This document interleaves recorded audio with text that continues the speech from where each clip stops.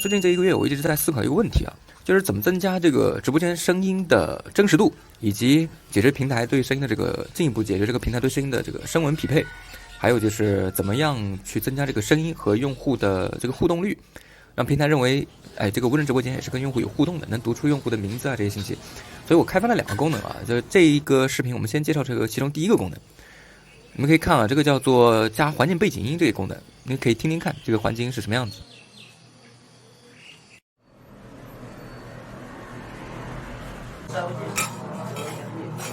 具体这功能怎么用，是一个什么样的效果，给你们看一下啊。就比如说，这是一个无人直播间，现在是没有加这种环境音的，是这样的一个效果。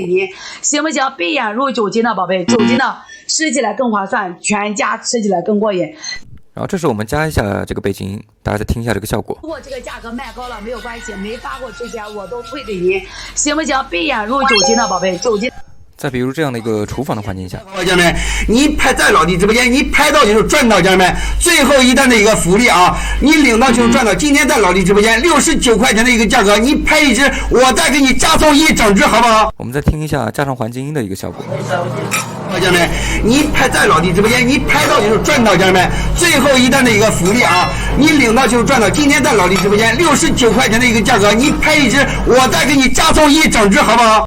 能感受出来这个环境音对用户的体验有多重要吧？而且还可以防范平台的这个声纹匹配。这一功能已经更新在会员系统里面了，所有的会员都可以免费更新下载。然后下期我们来介绍一下怎么实现直播间和用户的实时互动，提高直播间和用户的互动率。